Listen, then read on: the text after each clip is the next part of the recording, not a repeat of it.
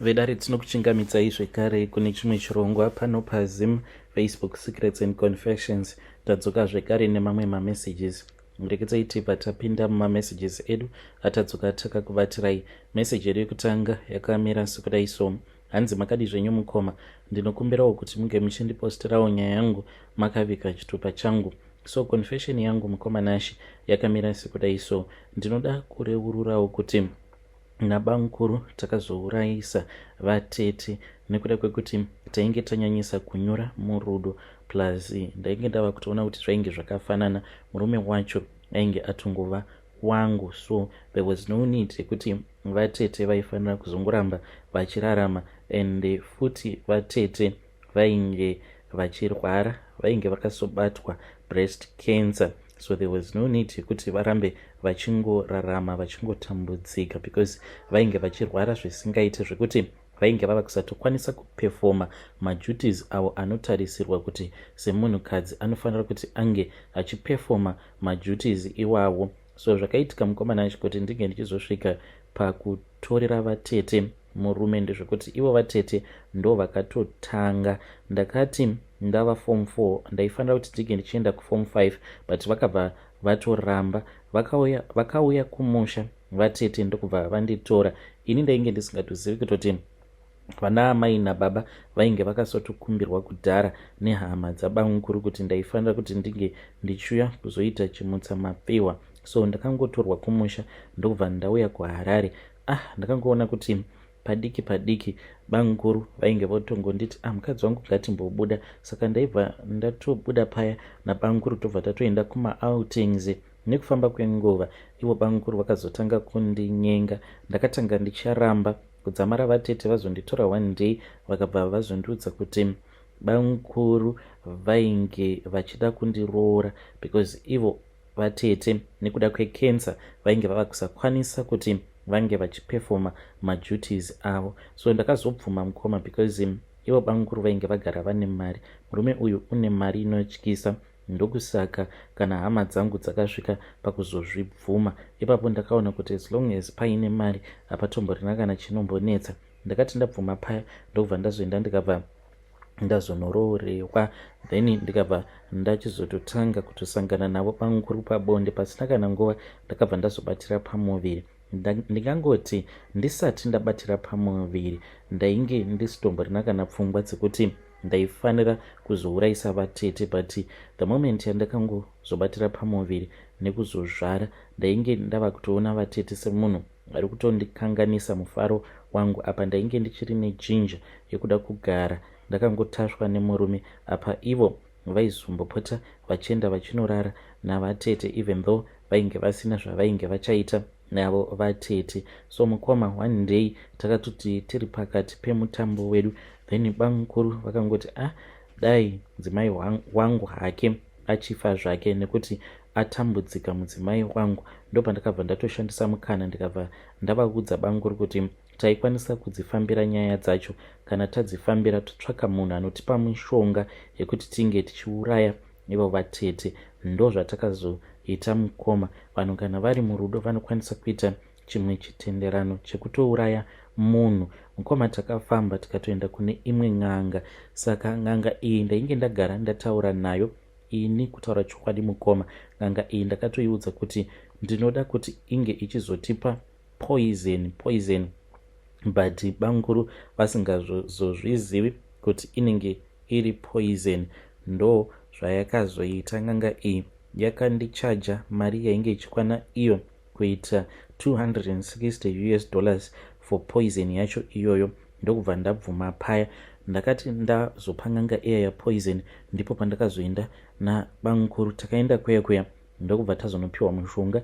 Ndikabva ndazonzi mushonga uyu ndaifanira kuti ndinge ndichizopota ndichivabikira chikafu ndichiisa mushonga uya. Saka ivo bamukuru vakangonzi mushonga uchazoita kuti vange vachizoroora but nekufamba kwenguva, but wainge utori muchetura sezvandakaudzwa navo sekuru vaya. So mukomana achi takazodzoka kumba ndokubva ndachizotanga manje kubikira Vatete chikafu chandaipota ndichiisa poison iya kuzonosvika Vatete vachizofa. Vatete mukoma vakazofa, but matumbo avo ainge aita kusakara, aita kuparara mukoma Nashe nekuda kwepoison iyoyo, kuita marubvu matumbo avo. Vatete vakafa vatambudzika mukoma Nashe. Vakati vashayika Vatete, ndainge ndine umwe mushonga wandainge ndakanzi mushonga iwoyo ndaifanira kuushandisa in secret, ivo vankuru vasingazvizivi. So ndakazodzokera kumusha ndikaenda parinda ravatete ndikanopfugama ndikavakumbira ruregerero, ndikati chizorora hako, chizorora hama yangu, chizororai Vatete, nekuti murume ndichamuchengeta, vana uye zvekare ndichavachengeta. So mukoma Nashe ndakaurayawo Vatete vangu, but even though there was no need yekuti ndaifanira kuti ndinge ndichizovauraya, but ndakangozviita because ndainge ndava kuda vankuru all for myself. Kana mukazoposta nyaya yangu ndiziveseiwo, ndichange ndichizotevererawo mucomment section. Vanotuka zvenyu, chazvakangonakira ndechekuti unokwanisa kungondituka pasocial media nechighost name chako, but tinenge tisingazivani, uye zvekare hatimbofi takazivana, uye ini handina basa newe. Kutuka ndinogona chaizvo, but I just want to keep my peace. Vedare ndo message iyo yandakatumidzirwa ichibva kuna vanzvadzi vedu. Zvakangooma hazvo vedu we, ngatizame kuti tinge tichitaura navo vanzvadzi vedu ava mucomment section. Hanzi vanotukai zvenyu. Ndekedzai iti vataenda panyedu inotevera. Nyedu inotevera yakamera sekudai so. Hanzi makadi zvenyu mukoma, ndinokumbirawo kuti muge muchindiposterawo nyaya yangu makaviga chitupa changu. Mukoma Nashe ndauyawo pano, ndikudawo kuti mhuri yeZimbabwe inge ichindibatsirawo nema-ideas. So inini ndinoenda kuchurch, but ndine mukomana wangu uyo wandiri kudanana naye. Saka mukomana wangu uyu kwavo ivo vanoita zvemidzimu, iye atori neshavi ritori paari. Saka ndoda kubvunzawo kubva kumhuri yeZimbabwe kuti are we compatible, kana kuti tongosiyana nazvo, but hey, it is going to break my heart. Mukomana uyu ndinomuda. So ini zvandakazomuudza, even though ainge asingadi, ndakagara ndamuudza kuti zviri nani kuti tigare tatongorara tose, kuitira kuti kana vabereki vangu vakazoramba, because my parents I know them, vanokwanisa kuzoramba. Saka kana varamba ndichatovaudza kuti saka muda kuti ndinge ndichizoita same, because munhu uyu akatogara atorara neni, hakuna umwe murume angazondibvuma ndakadai. That is why ndakamanikidzira kuti tinge tichizosangana pabonde. So mukoma Nashe ndikudawo kuti mhuri yeZimbabwe inge ichindibatsira kuti can we be compatible. Iye aine shavi, iniwo ndichitawo zvekunamata. Please assist me. Ndichange ndichizotevererawo mucomment section. Vedare ndo message iyo yandakatumidzirwa ichibva kune mwanasikana uyo. Ngatizamei kuti tinge tichitaura naye mwanasikana uyu mucomment section. Rekedza iti vataenda panyedu inotevera. Nyedu inotevera yakamira sekudai so. Hanzi makadi zvenyu mukoma, ndinokumbirawo kuti munge muchindiposterawo nyaya yangu makavigawo chitupa changu. Inini mukoma ndiri mudzimai, uye zvekare ndine makore 32 years ekuberekwa. Mukoma ndainwawo mapiritsi aya ebum enlargement, but zvakazoitika mukoma nanhasi uno I am struggling with my self-esteem, because pakuzonokura kwawo magadziko awa, rimwe rakazokura rikabva raita hombe kudarika rimwe racho. Saka ndanga ndisati ndakwanisa kuwana mari yekuti ndinge ndichienda kunobayiwa injection, because pano umwe akanditi kuti ange achizoenzana urufanira kuti unge uchienda kunobayiwa ma-injection. Kana wabayiwa ma-injection then anobva azoenzana. Mukoma, it is visible, especially paya kana ndazokurura nhumbi. Nditori nevamwe baba avo vakati vari busy tiri panguva iya yekuita bonde tichiita staira iya yembwa. Saka vakabva vati iwe, this is very weird. Ndikabva ndatoziva kutoti mahwani aya ainge atanga. Saka vakabva vanditi vainge vachiona kuti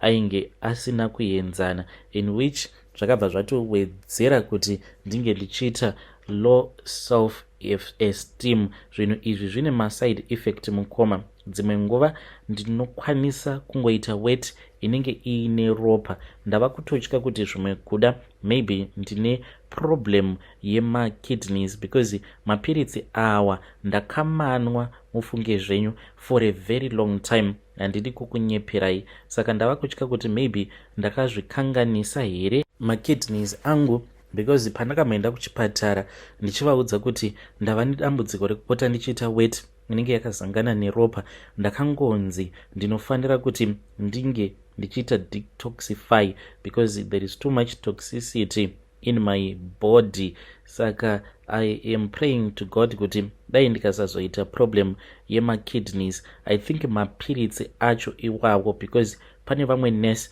vanogara mulocation mandinogara, ivavo ndakatoenda kumba kwavo ndiine chimwe chigaba chemapiritsi acho ekukudza magadziko. Pandakavarakidza mapiritsi aya mukoma, vakaita kudzungudza musoro wavo vakabva vati, this is very dangerous.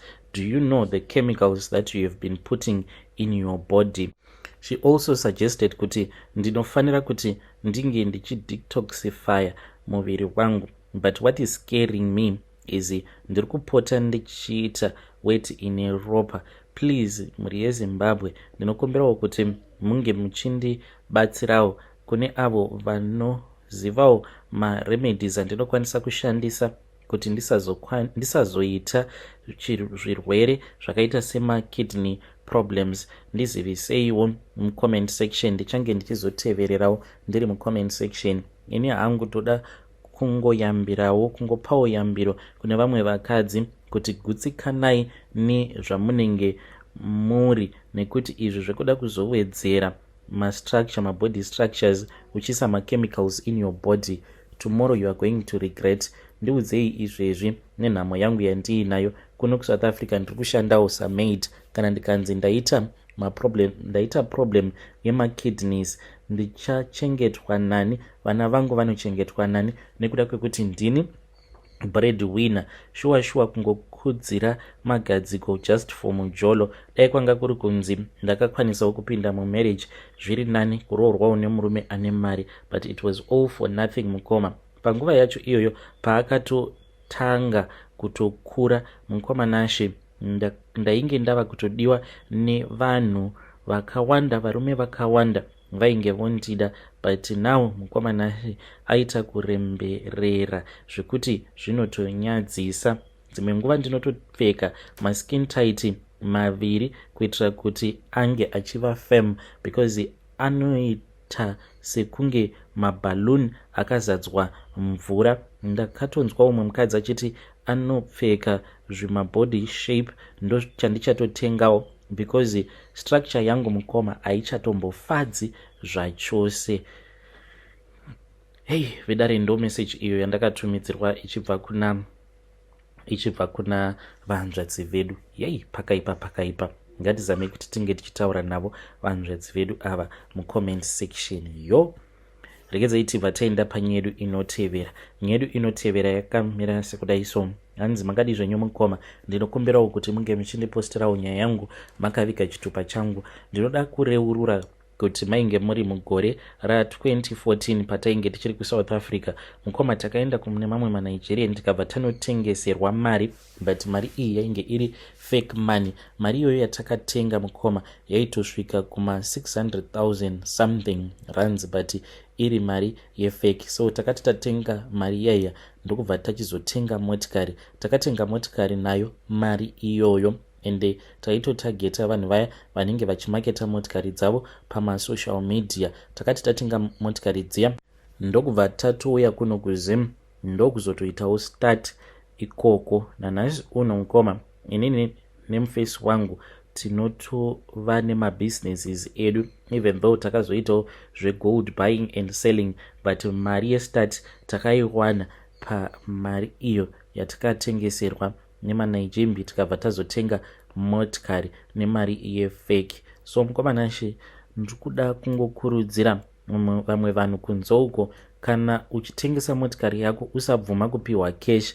Rather, kana munhu aine cash, enda naye kuATM obva wamupa account number, wakatarisa obva akuisira mari iyoyo muakaunti mako direct paATM kana kubranch. Otherwise izvi zvekupiwa cash zveshuwa unopiwa fake money ukazozvidemba.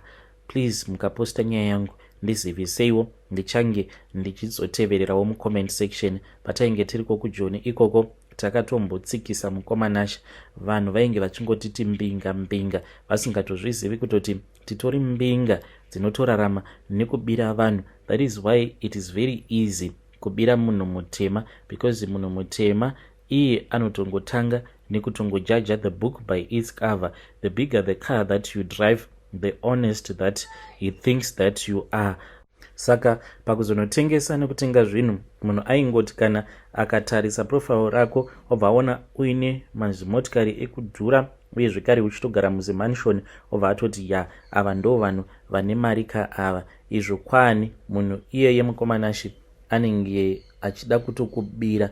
Ndiyo confession yangu iyi mukoma. Please posta nyaya yangu muzondiudzawo, ndichange ndichizotevererawo mucomment section.